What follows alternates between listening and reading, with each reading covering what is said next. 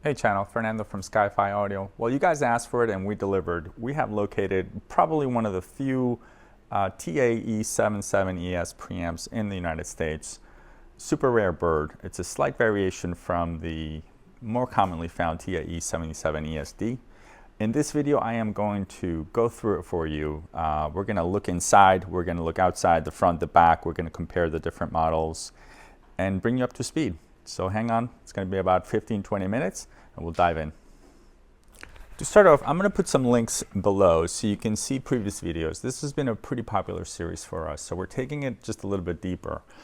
We have videos for both the E80ES, which is a formidable preamp from Sony, and then a comparison video between that and the TA-77ES CD, which is right here below it. This preamp includes a DAC, a bunch of video stuff that is kind of outdated. We heard on rumors that there was a version of this made for the US market that deleted the D in the DSD, meaning it did not have a digital section, which is kind of nice nowadays. This digital section is going to be fairly outdated, so we always wondered, hey, wouldn't this preamp be great if it didn't have a digital section and the video stuff as well? Well, unfortunately, they did not delete the video stuff. It's still there, and I'll show you the back and the inside to reflect that. But they did delete it in this E77ES. Super cool preamp from Sony, right from their golden era. The right look, the right features, just about everything we'd want in a preamp, and a bit more. So I'm going to go ahead and crack it open and show you the inside and the outsides. Okay, I've moved the preamp to the test bench. First thing, well, how do we know it's rare, or why even fuss over this preamp? Well, my absolute favorite website, the vintageknob.org, they feature all these great pieces and have great information on them. They even mention in their ad, which was written quite a bit ago, that the ES version, the non-D version, was so rare that they were not able to find a picture for it. Nowadays, with Google being as good as it is, it is a lot easier to find a picture, but in terms of volume and quantities and availability, that really reflects on its low production numbers, which we really don't know. Sony never really released a lot of information about production, but the ESD is essentially what I said before, a non-digital version of the E77, and it features some changes in the front panel as well as the inside. First of all, we've got this sort of AV control center logo here in place of a bunch of other buttons. This is where we would have found all the digital controls for it, and obviously the front plaque is a little bit different. So that in contrast to the other version. The digital version does have the 3 sampling rates on here, as well as a different name tag and the 3 digital buttons for selecting it. Internally, I'll just remind you what this looks like. Fairly conventional in design. We've got common PC board material. These cables here are the actuators for the selectors. So rather than having the selector switches, the contacts in the front, they actually run a little cable, much like a throttle cable or a brake cable would be. And the actual switching system is here, closer to the signal path and ideally located in the PC board rather than have to run a bunch of wires to the front. So this is a real cool design. It's not uncommon, but this was a Sony favorite from that era. Big ES transformer on the left-hand side. And here we have the all the power supply bits. Fairly large Nichicon capacitors. We've got our video switching up top, audio switching just below, and I believe this is the phono section here on the right side. Motorized volume control. And then up in the front you'll see all the control circuitry and all the logic boards and stuff. Back here on this plate is, I believe that's the digital board here, or at least the digital output for that board. So this is omitted. So let's go look at the non-D version. So clearly the digital output board is missing. Same phono, same layout, same power supply. I believe this is the video switching board here on the left, or at least all the video processing. So where's the digital board on this? Well, it took me a while to find it on the other video. It actually is peaked back at the bottom. So we've got this access panel here that does not protrude on that unit, and on this unit, here we have it. It's got a really weird finish to it, but this is where the digital board is located, and obviously it's missing on the other unit. On the E80ES, they also provided a similar access point, but nothing in there. This is an all analog preamp as well. And quite a bit of different construction. I encourage you to watch the video on this unit if you are interested in Sony preamps, because it's a great contrasting example of it. Now the panels look a little different on this unit, but they look really good, so I'm kind of torn as to whether or not they are original or not. These screws are certainly not. I haven't seen anything like that. And the finish on the wood is a little bit different. It's lacking a little bit of grain and the high polish finish, but the wood quality looks higher, so I'll give you a contrasting shot. This is what both of these units have, kind of like a matte simulated wood cabinet. It even says it on the sticker here. Has it on both, including the warning labels. These do not. So let me know in the comments if you think these are original or aftermarket, but they're very well done nevertheless. All right, let's look at the back.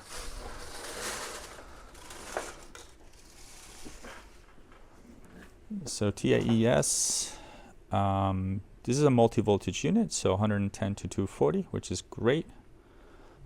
The video switching is up here at top, and that would be an interesting modification to actually remove this video board. They've separated it nicely, so I suspect if someone wanted to take this up a notch, getting rid of all this sort of noisy, unnecessary video switching stuff would be a cool mod to do. From left to right, we've got the phono tuner, all the inputs, a dual sets of outputs, which is a nice feature on here in case you're running two amplifiers. Oh, here we go, voltage selectors right here. It's a nice feature to have on here. And a pair of outlets, one switched and one unswitched.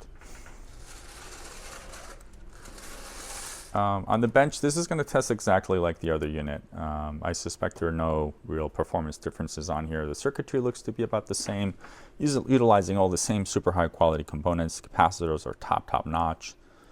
All the resistors are high precision resistors. I would have liked to see an epoxy board or a really higher quality board on here, but that's just psychological. It obviously has no effect on the sound. The traces is really what matters. Not the material of the board. It just looks a little nicer when they use a higher quality epoxy board. Phono section is fairly elaborate. Again, using super high quality capacitors, switching here in the back, and it makes it real nice and easy to service this unit. If you wanted to clean the controls, we just essentially just clean these sliders right here.